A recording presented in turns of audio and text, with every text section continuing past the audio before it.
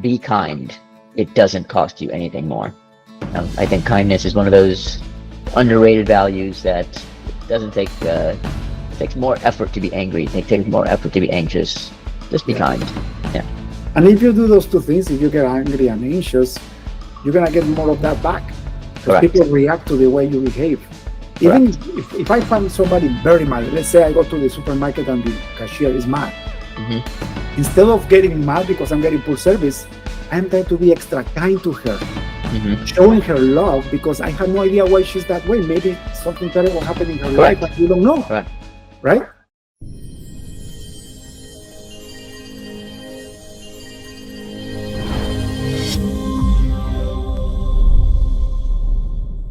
Hello and welcome to another episode of the Breakfree Podcast. I am your host, David Mancela. Today we have with us Manish. Brother, welcome to the show. Thank you for having me, David. Can you tell me your full name, where do you live, and what do you do for a living? My full name is Manish Hirapara, middle initial B, if anyone's really curious.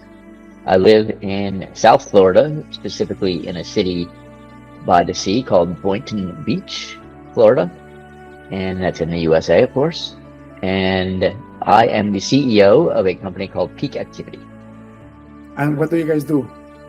We are in the e-commerce, technology, and AI consulting space. E-commerce, technology, and consulting. And how long have you been working for that company? For 9 years, almost 9 years. In August, it'll be 9 years.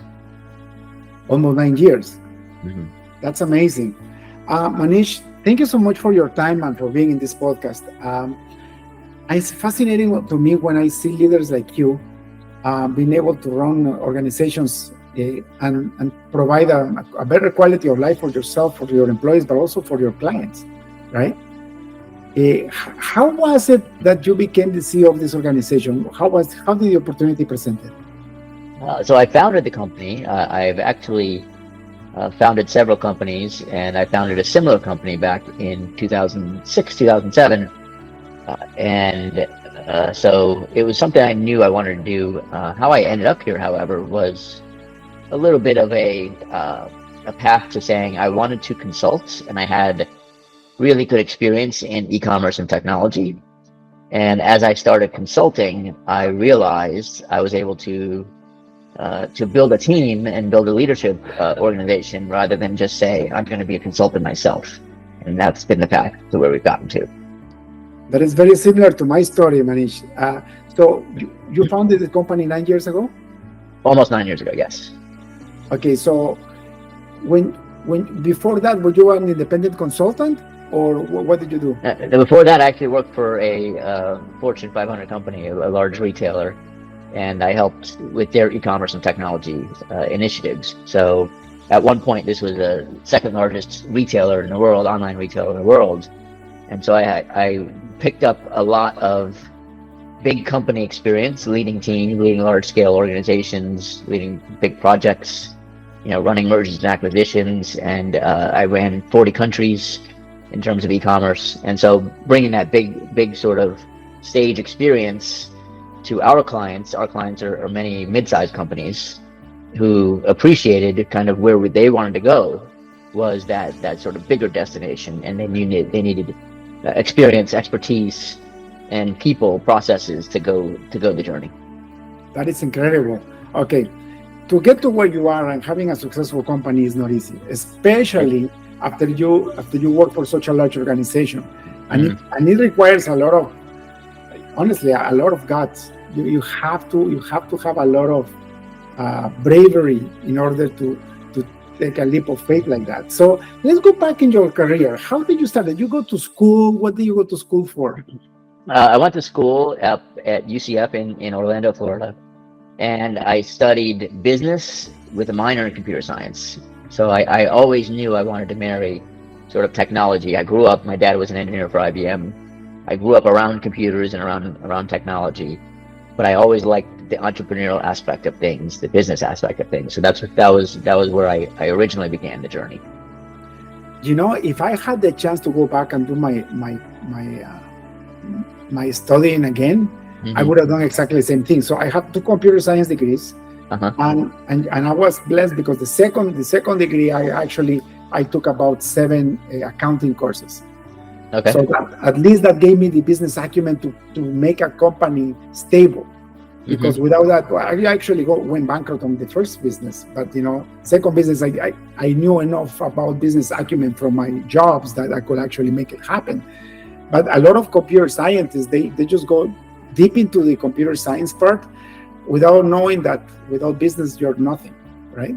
Yeah, it's very theoretical, and even when you think about accounting, I wish I had paid more attention in my financial and managerial accounting courses because it was very theoretical.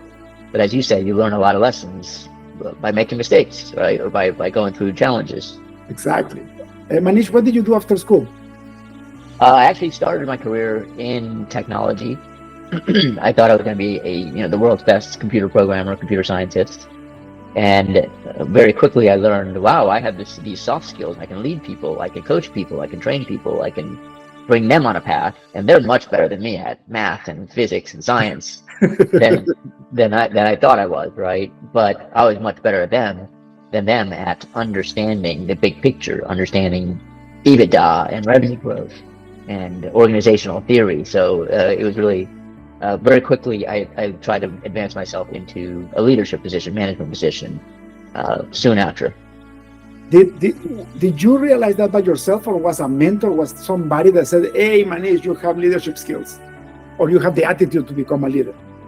Yeah, for me, it really was attitude. I always thought everybody wanted to become the CEO. And and even when I was in college, I was reading books of how to think like a CEO. It was a great book, and a lot of it was you had to tell stories, and you had to understand people, and you had to listen. I just thought that's where everybody's path was. I didn't realize not everybody wants to be the CEO. Actually, now that I've done it, I'm also with them sometimes.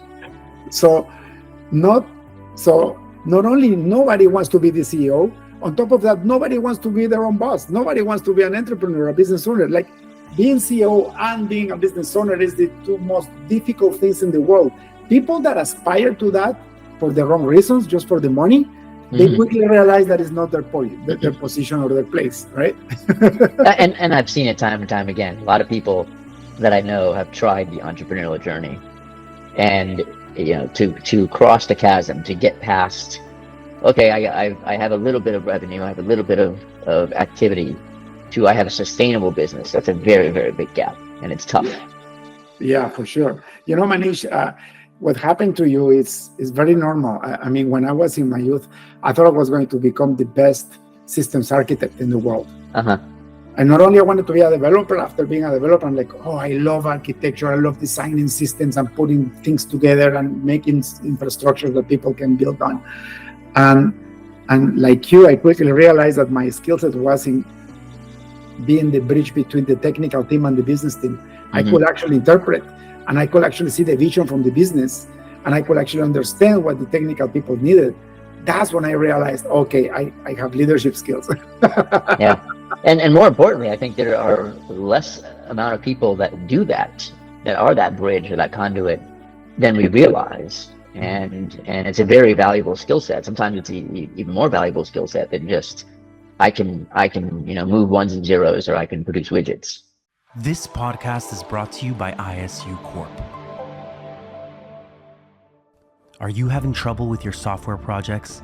Is there a project that's taking too long, or a technology you can't handle? We can help. We are ISU Corp, experts in custom software since 2005.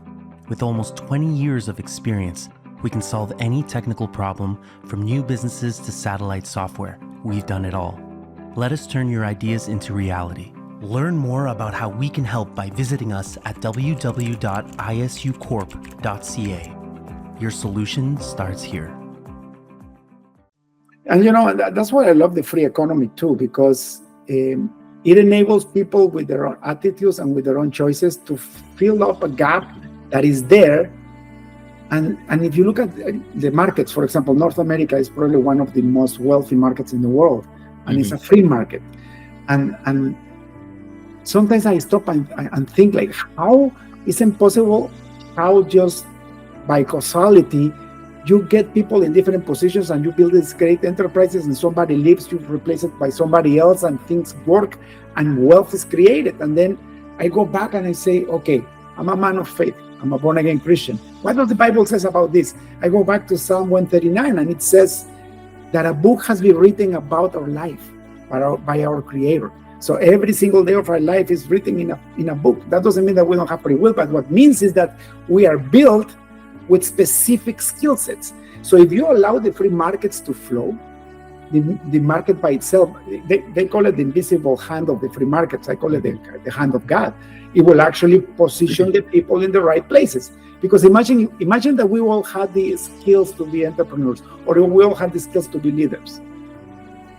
No, you need one leader for many people, right? You need the people Absolutely. that love computer science and just love to sit down and write code. You also need the people that love just do testing and QA, or people that love do infrastructure, and they don't want to know anything about what you're doing, and they're happy with their salaries and with their vacations and with their 9-to-5 jobs, right? Absolutely. Absolutely. And you need that diversity. You need different personality profiles on the team. You need to have different perspectives, and you need to have different people filling different roles, for sure. Otherwise, everybody's trying to be the same, and the phrase is opposites attract, right? Things that are alike push each other apart. So if too many people are too alike, you're going to see some not healthy leadership situations. And that's why communist organizations don't work. Like if you look at the past, you see trying to organize countries by communism. It doesn't work, because then the government dictates what people shall do. So there is somebody telling you, forcing you what to do based on what they think they need. And then people are frustrated and they are not producing, right? Look, I have a hard enough time being in I'll call it control of 100-person organization. And I'm a servant leader. I'm delegating things down. If you think about, regimes that are built for billions of people, all that are hierarchical and controlled by a small group, it's impossible to keep control. I can't keep control of a small company, much less think about trying to keep an entire country with different operations in order. So it's just a system that is contrary to human fundamental behavior and psychology, right? Which is enable power in through trust and delegation, as opposed to enable power to do as I say. Exactly. And I did that mistake when I started my business. I thought I was, because I had 2 years of military training. So I thought, okay, now I'm the boss, I'm going to tell them what to do. And I almost went bankrupt until somebody told me, you're not a good leader, man. Like you're a dictator.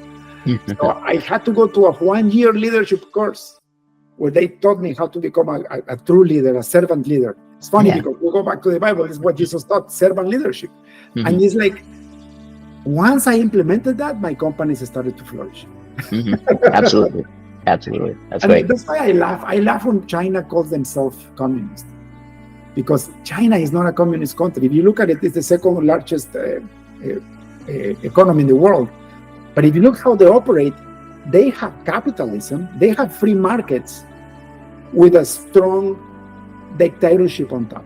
That's what they are. They have one party, and they have their supreme leader being there for as many years as it wants. But they let the economy run freely to a certain extent. Yes, they still owe 50% of every corporation, but China is producing more billionaires than the United States is producing billionaires now. It's because they even have a stock exchange, right? Yeah, I mean, because those are the systems that work. Capital should flow to the enterprises that need it, right? In the past 20 years, you've seen the amount of Chinese produced products, manufacturing, expertise in manufacturing. Those are all,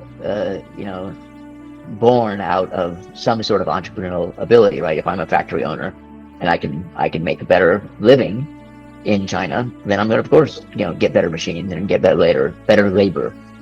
So there's definitely that, and what they're lacking, as you pointed out earlier, is that invisible hand, right? So there's a little bit of a mini invisible hand, but then there's a heavy hand somewhere, oftentimes, right? And that could be in tariffs, it could be in regulation, it could be in ownership structure, of the companies, and that's a challenge in lots of cases.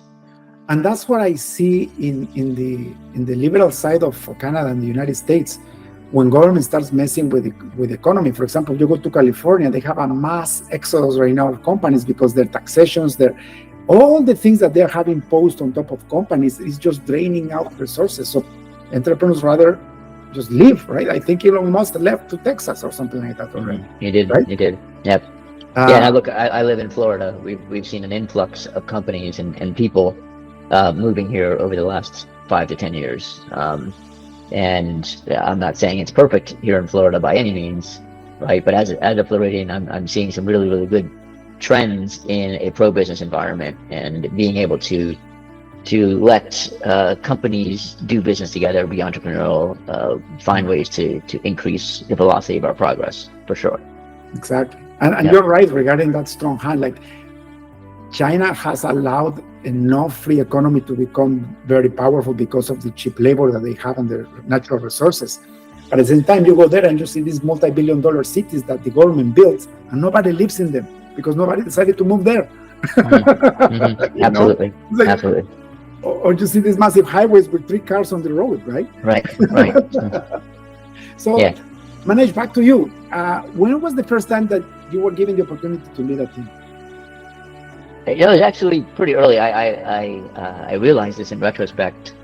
I go back to 3rd, 4th, 5th grade, where I would have my group of friends in the neighborhood, and we would organize around selling sodas on a golf course or selling sodas, on the street. And I noticed myself, in retrospect, being the leader, being the one who said, "Hey, we need to do these things. We need to think about attracting, buyers to the stand. We need to think about organizing and opening the stand, closing the stand." So I go back to even in my youth, there were opportunities really to lead teams, and then obviously in the professional world, I find one of the great things about where I went to college was there was a lot of group work, a lot of leadership work that you had to work in team, not a lot of individual work. And so I think for me it's always something that I observe. And nowadays, and even our kids are all doing group work and being put into leadership situations. So I think for me, it's just been all part of the journey, as opposed to I got into and had to manage a team for the first time, right? We were all formally given a management responsibility, and I was pretty early in my career when I had that, but that was all because I practiced it, dozens of times prior to that. That's beautiful. And I love how, when you start taking a leadership role, you start taking more risk because now you're responsible for other people, not only yourself, right? Right. Exactly. How long did you stay in the global e-commerce company? I actually went twice. I went, overall it was 8 years, but I left one time, started a company, acquired another software company, which ended up eventually selling off to a public company in the UK. And then I went back during what we call the Great Recession in 2009, because it was tough time to being an entrepreneur back then, right? So it was we kept the lights on, but a lot of entrepreneurs went through a really, really world of hurt in 2008, 2009, all the way up to 2015, really, I'd say. It wasn't easy. So you were able to sell that. So you created your first business, and you sold that business to another company. So you exited. Well, I created many businesses that did nothing or failed, and then I was able to create a business that eventually exited. Yes. That's beautiful, and it's good to know that, because people look at us and they see our success, and they don't see, how many failures. I think I probably failed at least four different businesses so far. But those failures gave me way more education than any success that I ever had. Well, even throughout an entrepreneurial journey, we're getting close to 9 years in this. I'd say we've already failed 500 times. Right? We've failed each year. We fail dozens of times, whether it's trying a new product or service, or trying to hire some people. You have a lot of lessons you learn along the way when you're making decisions. I remember. So going back to faith, right? My first exit where I had participation on was a company that they became our client. So before I started my main software consulting business in 2005, I was consulting at night after work for these ladies that created this school cash accounting software. And I was the only developer. There were only 3 people. And then the company grew, and they sold the company in 2011. When I became a full-time business, I got a team working there. To make the long story short, I got shares, and we exited in 2011. It was beautiful. We got paid completely in 2013. But then at 2013, when I finally got paid, I got the startup bug. And I started making startup companies thinking that it was going to happen the same thing, and most of them failed. And I was the only financier, right? So I didn't want to look for money outside because I was afraid that if I fail, I didn't want to get other people's money lost, right? Yes. But I lost a great amount of money trying out different enterprises, right?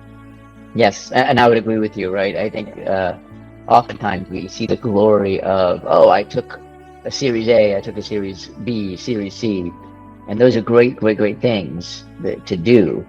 But most entrepreneurs are bootstrapped. Most entrepreneurs are paycheck to paycheck, contract to contract, and not, kind of what we see in the press oftentimes, which is, we're going to take $100 million in funding, we're going to build the next Google, right? That's a very, very rare thing and hard to do. I had a marketing class after I did my 3rd failure. Thank God my main business always kept going, right? But after, in fact, I was getting all the funding from my main business and the company that we sold, right? Mm-hmm. Now, I decided to take a marketing class. So this great marketer, he was the CEO of the marketing company that made Blackberry popular. Blackberry. Blackberry. Okay. Yeah. So I was in one of his classes, and he says, "You know how you can sell $1 billion?" And we were like, "No." You know what he said? By spending $2 billion in marketing.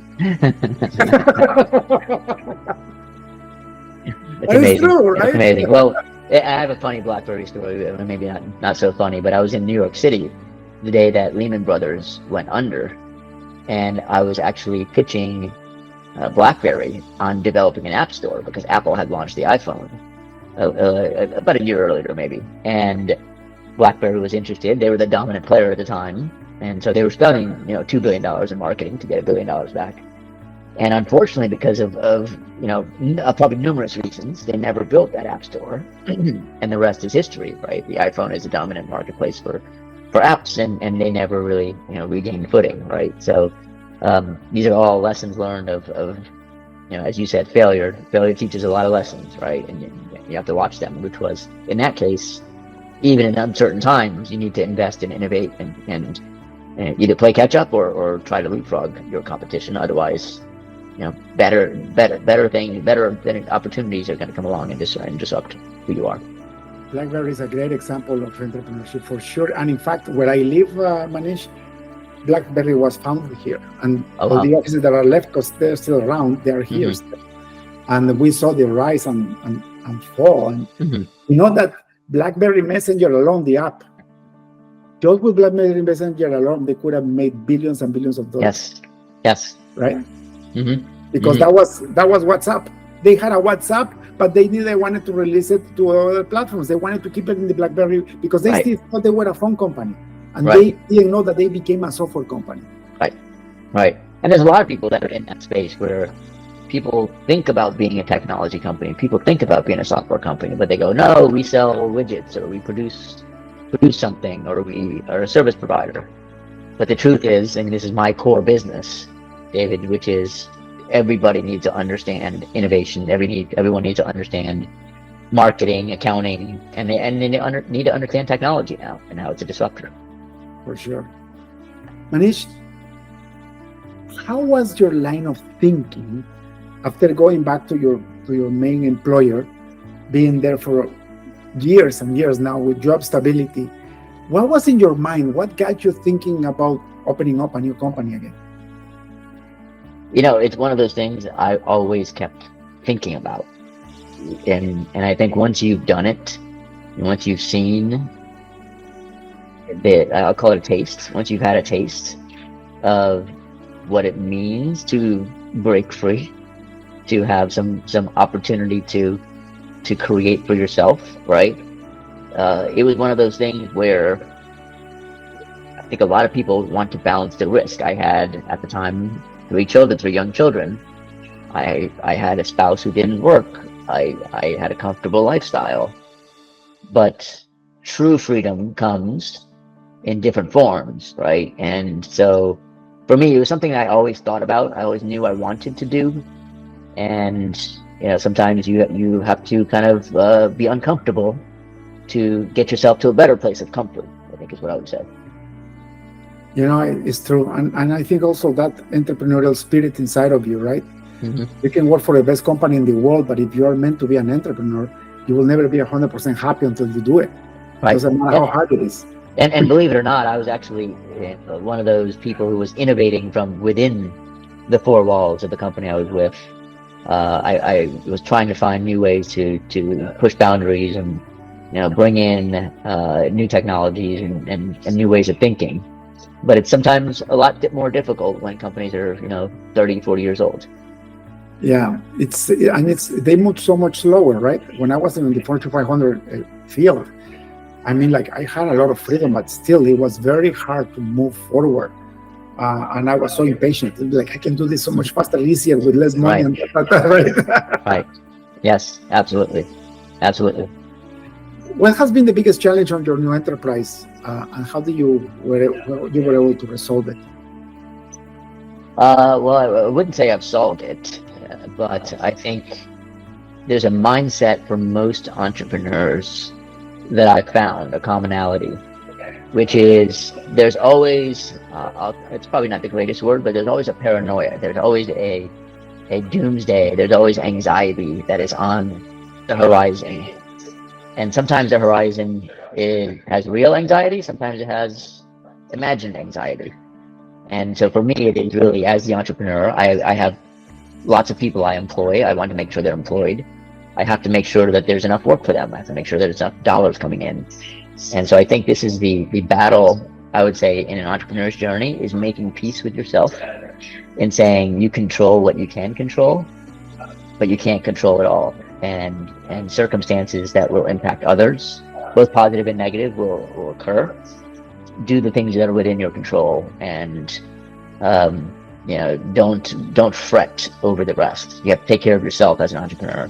You have to make time for your own family and your own vacation, your own self-being and self-care, as opposed to I'm always I'm gonna work 100 hours because I know somebody else needs to keep their job, and I want them to keep their job. I'm still gonna work 100 hours, but I'm gonna also make sure that I'm not gonna burn myself out over it.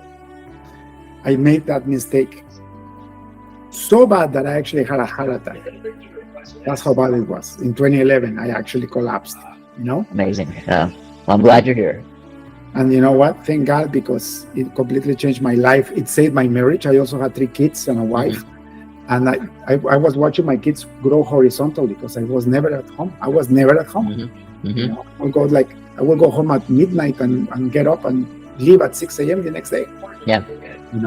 Yeah. And I did that for too long. And it's an addiction sometimes. You think if I just put one extra hour in, one less hour of sleep, that my entire outcome is going to change. But the truth is, as you probably well know, being an entrepreneur, 2 or 3 things that you do in that year make the year, not the 150,000 things that you do in a year, right? Do the big things and do them really well, and the little things will take care of themselves. You know what really helped me when I took a sabbatical. I actually, I had 120 employees. I had a partner. I went and talked to him and I told him, keep everybody, just give me 5 guys. So I kept 5 guys and 1 little contract, and I left the entire business to him, and we split. So I took a month vacation. The first time in my life that I took a month vacation. We went to Thailand and Bali, Indonesia, and just settling down, recovering my family. But while I was away, I read this book that somebody gave me called The 4-Hour Workweek by Tim Ferriss. Have you read that book? I've read that book, yes. And that's what I really learned the Pareto law. I read other books about the 80-20 rule. This universal law that is everywhere in nature, but we don't know how it works, just like the law of gravity. And it just opened my eyes. So when I came back from that sabbatical, I still had the habits, I still had the horrible workaholic mentality. So I went right back to where I was before, but I was beginning to digest the changes that I wanted to do. Then 2 years later, I grew a company again to, several people, and the same thing happened again, but I didn't have a partner, nothing. It was me. So I realized I am the problem, not my partner, not my employees. I am the problem. So I went back and I said, you know what? I need to delegate. I need to become a servant leader, but I don't know how to do it. That's when I took the leadership course. I went for a year and took the course while the company was very tiny and just trying to survive. And then 2014 came and I really started applying the 80-20 rule. And that's where I found the freedom, And the company started to grow organically, 10%, 15% per year. I was controlling what I could control. The rest I was leaving it to the Lord. And you know what? It's been like that since. And now I run 7 different companies. Amazing.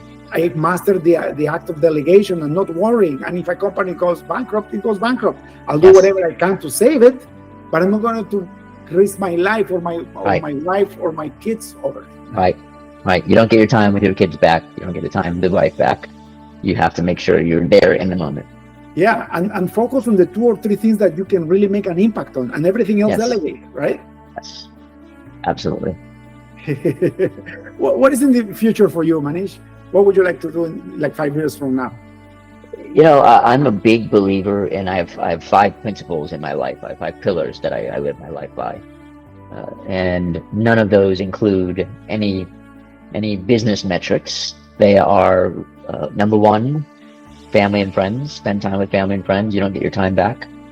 Number 2 is health. So I work out regularly. I try to eat mostly healthy, but I like to work out so I can eat.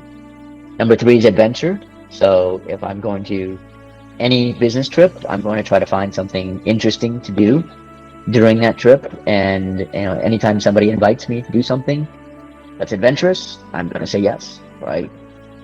Number 4 is innovation or progress.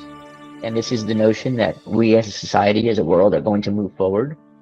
And we need to build the ability to say, yes, change is going to happen. Let's use it for good. Let's harness it. So as an example, AI is going to disrupt or change people's lives. But instead of saying, let's try to put it back in the box, let's instead say, let's understand it and control where we can control where it's going to go. And the 5th is the one, I think that's the answer to your question, which is impact. I'm a big believer in super connecting people. I'm a big believer in creating communities of impact. I'm a big believer in saying we as entrepreneurs, as leaders, as stewards of society need to give and give as much as we can. So I serve on many boards. I serve in many community organizations. So for me, the next 5 years is really more of kind of the position I put myself into, which is I've got a great team, great leadership team, great employees and associates within the company. We are great stewards of our community. We have a peak pairs program where we're involved in our communities. And so I'm not looking for the world is going to be completely different. I want to do more. I want to expand. So say my influence is here. I want my sphere of influence to be much larger and much more impactful.